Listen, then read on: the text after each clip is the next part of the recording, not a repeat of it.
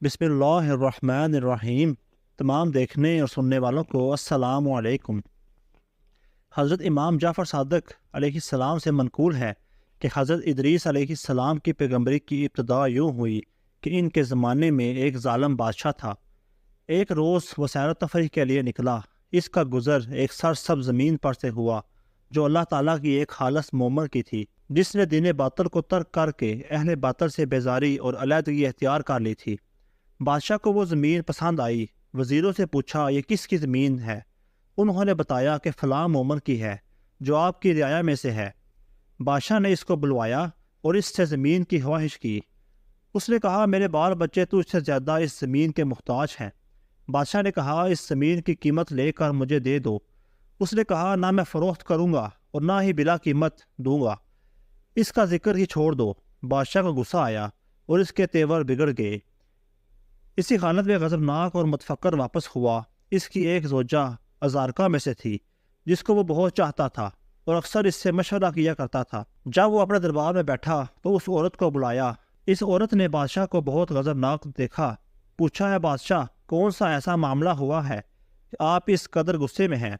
بادشاہ نے زمین کا قصہ اس سے بیان کیا۔ اس عورت نے کہا اے بادشاہ، غم وہ کرتا ہے اور غصے میں پیچ و تاب وہ کھاتا ہے جس کو انتقام اور تغییر کی طاقت نہیں ہوتی۔ اگر تو اس کو بغیر کسی ہیلے کے قتل نہیں کرنا چاہتا تو میں اس کے مار ڈالنے کی تدبیر و ہلاک کرتی ہوں کہ زمین بھی تیرے قبضے میں آ جائے اور رعایا کے نزدیک اس کے قتل کے بارے میں تجھ پر کوئی الزام بھی نہ رہے۔ بادشاہ نے پوچھا وہ کون سی تدبیر ہے؟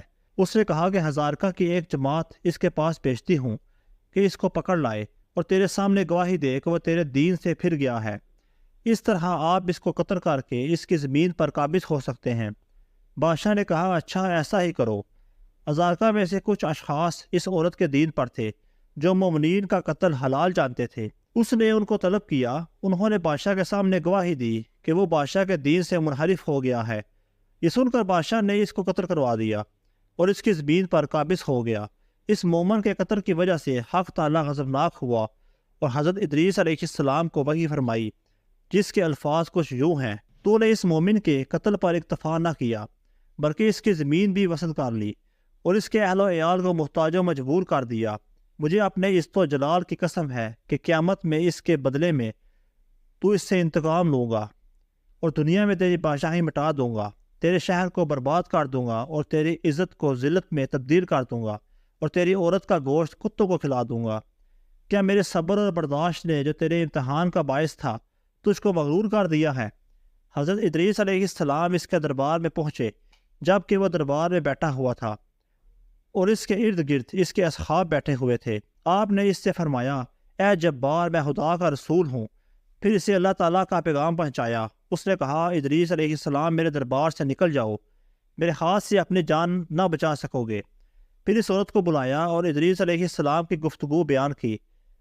اس نے کہا ادریس علیہ السلام کے خدا کی رسالت سے خوف مت کھا، میں کسی کو بھیج کر ادریس علیہ السلام کو قتل کرائے دیتی ہوں تاکہ اس کے خدا کی رسالت باطل ہو جائے۔ بادشاہ نے کہا ایسا ہی کر۔ حضرت ادریس علیہ السلام کے پیروکار میں سے چند اصحاب تھے جو ان کی مجلس میں حاضر ہوا کرتے تھے۔ حضرت ادریس علیہ السلام نے ان کو بیاگاہ کر دیا تھا جو کچھ خدا نے ان کو وحی کی تھی اور جو پیغام انہوں نے بادشاہ کو پہنچایا تھا۔ وہ حضرت ادریس علیہ السلام کے بارے میں خوف زدہ ہوئے کہ اب حضرت ادریس علیہ السلام کو وہ سب قتل کر دیں گے۔ اس عورت نے ازارکا کے 40 آدمیوں کو حضرت ادریس علیہ السلام کے قتل کرنے کے لیے بھیجا۔ وہ حضرت ادریس علیہ السلام کے جائے قیام پر آئے جہاں وہ اپنے اصحاب کے ساتھ بیٹھا کرتے تھے، لیکن ان کو وہاں نہ پایا اور واپس چلے گئے۔ حضرت ادریس علیہ السلام کے دوستوں نے دیکھا کہ وہ حضرت ادریس علیہ السلام کے قتل کے ارادہ سے آئے تھے تو وہ سب بکھر گئے اور ادریس علیہ السلام سے ملاقات کر کے ان ظالموں کے ارادے سے آگاہ کیا کہ آج شام 40 اشخاص آپ کے قتل کے ارادے سے آئے تھے، اب آپ ہوشیار رہیے گا بلکہ اس شہر سے ہی چلے جائے۔ حضرت ادریس علیہ السلام اسی روز اپنے اصحاب کو لے کر شہر سے باہر نکل گئے۔ صبح کو خدا سے دعا کی کہ پالنے والے تو نے مجھے اس ظالم کے پاس بھیجا، میں نے تیرا پیغام اس کو پہنچایا، اس نے مجھے قتل کی دھمکی دی اور اب مجھے مار ڈالنے کے در پہ ہے۔ خدا نے وہی فرمائی کہ تم اس سے علیحدہ رہو، مجھے اس کے ساتھ چھوڑ دو، مجھے اپنی عزت کی قسم ہے میں اپنا حکم اس پر جاری کروں گا اور تمہاری بات اور اپنی رسالت اس سچ کر دکھاؤں گا۔ ادریس علیہ السلام نے عرض کی، پالنے والے میری ایک حاجت ہے۔ خدا نے فرمایا بیان کرو، میں تمہاری حاجت بر لاؤں گا۔ آپ نے فرمایا کہ جب تک میں عرض نہ کروں ان پر بارش نہ ہو۔ خدا نے فرمایا اے ادریس علیہ السلام، ان کے شہر تباہ ہو جائیں گے اور لوگ بھوکے مر جائیں گے۔ ادریس علیہ السلام نے کہا جو کچھ بھی ہو میری تو یہی التجا ہے۔ خدا نے فرمایا اچھا منظور ہے، جب تک تم دعا نہ کرو گے ان کے لیے بارش نہ ہوگی، اور میں سب سے زیادہ اپنے عہد کو پورا کرنے کا سزاوار ہوں۔ یہ سن کر حضرت ادریس علیہ السلام نے اپنے اصحاب کو آگاہ کیا اس سے کہ جو کچھ خدا سے دعا کی تھی اور جو کچھ جواب ملا تھا، اور فرمایا ہے میرے دوستو، اس شہر سے دوسرے شہروں میں چلے جاؤ۔ وہ 20 اشخاص تھے، سب دوسرے شہروں میں متفرق ہو گئے، اور تمام شہروں میں یہ مشہور ہو گیا کہ ادریس علیہ السلام نے خدا سے ایسی دعا کی ہے۔ ادریس علیہ السلام خود بھی ایک بلند پہاڑ کے غار میں جا کر پوشیدہ ہو گئے۔ خدا نے ایک فرشتے کو ان پر موقف فرمایا جو روزانہ شام کو ان کے پاس کھانا لایا کرے، اور حضرت ہر روز دن کو روزہ رکھتے، شام کو فرشتہ ان کے لیے کھانا لاتا تھا۔ ادھر خدا نے اس بادشاہ جبار کی حکومت برباد کر دی، وہ قتل کر دیا گیا، اس کا شہر مٹا دیا گیا، اور اس کی عورت کا گوشت کتوں نے کھایا، اس سبب سے کہ اس مومن پر اس نے ظلم کیا تھا۔ پھر اس شہر میں ایک دوسرا ظالم سرکشی کرنے والا پیدا ہوا۔ اسی طرح 20 سال گزرے کہ ایک قطرہ پانی کا نہ برسا۔ اس شہر والے سخت تکلیف و اذیت میں مبتلا ہو گئے، ان کے حالات بہت خراب ہو گئے۔ وہ دوسرے دور دور تک کے شہروں سے سامان خوراک لانے لگے۔ جب ان کا حال بہت تباہ ہو گیا، انہوں نے آپس میں مشورہ کیا کہ یہ بلا جو ہم پر نازل ہوئی ہے اس سبب سے ہے کہ ادریس علیہ السلام نے خدا سے دعا کی ہے کہ جب تک وہ نہ چاہیں آسمان سے بارش نہ ہو، اور وہ ہم سے پوشیدہ ہو گئے ہیں۔ ان کا پتہ ہم کو نہیں معلوم، لیکن خدا ہمارے اوپر ان سے بہت زیادہ مہربان ہے، لہذا ہم کو چاہیے کہ خدا کی بارگاہ میں توبہ کریں کہ اس شہر اور اس کے گرد و نواح میں پانی برسائے۔ غرض کہ انہوں نے موٹے کپڑے پہنے اور اپنے سروں پر ہاک ڈالی، اور ہاک پر کھڑے ہو کر خدا کی بارگاہ میں گریہ آزاری اور توبہ استغفار کرنے لگے۔ خدا کو ان پر رحم آیا اور ادریس علیہ السلام پر وحی فرمائی کہ تمہارے شہر والے مجھ سے توبہ استغفار اور فریاد رسی کر رہے ہیں، اور میں خدائے رحمان و رحیم اور توبہ کا قبول کرنے والا ہوں، گناہوں کو معاف کر دیتا ہوں۔ میں نے ان پر رحم کیا، اور ان کے بارش کے سوال کو پورا کرنے میں کوئی عمل مجھے مانے نہیں ہے، مگر یہ کہ تم نے مجھ سے سوال کیا تھا کہ جب تک تم دعا نہ کرو بارش نہ کروں گا، لہذا ہے ادریس علیہ السلام مجھ سے طلب کرو تاکہ میں ان پر بارش بھیجوں۔ ادریس علیہ السلام نے عرض کی، نہیں پالنے والے، میں تو نہیں سوال کروں گا۔ پھر وہی ہوئی کہ بارش کی دعا کرو۔ ادریس علیہ السلام نے پھر انکار کیا تو خدا نے اس فرشتے کو وحی کی جو ان پر کھانا لے جانے کے لیے مقرر تھا۔ ادریس علیہ السلام کے لیے طعام نہ لے جائے۔ جب شام ہو گئی اور کھانا نہیں پہنچا تو ادریس علیہ السلام بھوک سے بے چین ہوئے، لیکن صبر کیا۔ دوسرے روز پھر کھانا نہیں آیا تو ان کی بھوک اور تکلیف اور زیادہ ہوئی۔ تیسرے روز بھی جب کھانا نہ ملا تو ان کی بے چینی بہت زیادہ ہوئی اور صبر نہ ہو سکا۔ خدا کی بارگاہ میں دعا کیا، پالنے والے، قبل اس کے کہ میری جان میرے جسم سے تو نکالے، میری روزی تو نے بند کر دی۔ تو خدا نے وہی فرمایا کہ اے ادریس علیہ السلام، 3 روز کھانا نہ ملنے سے فریاد کرنے لگے ہو، لیکن اپنے شہر والوں کی بھوک اور تکلیف کی 20 سال تم کو مطلق پرواہ نہیں ہوئی۔ میں نے تم کو بتایا کہ وہ بہت تکلیف اور مصیبت میں مبتلا ہیں۔ میں نے ان پر رحم کیا، اور میں نے خواہش کی کہ تم بارش کی دعا کرو تاکہ میں ان کے لیے پانی برساؤں، لیکن تم نے دعا کرنے سے بخل کیا، اس لیے میں نے تم کو بھوک کا مزہ چکھایا جس سے تم کو صبر نہ ہو سکا اور فریاد کرنے لگے۔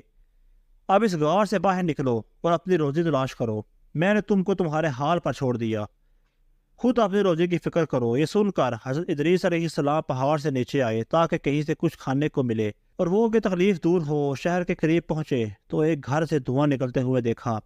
وہاں پہنچے تو دیکھا کہ ایک ضعیفہ نے 2 روٹیاں پکائی ہیں اور آگ پر سینک رہی ہے۔ اس سے فرمایا کہ مجھے کھانے کو دو کہ بھوک سے میرے جسم میں سے طاقت ختم ہو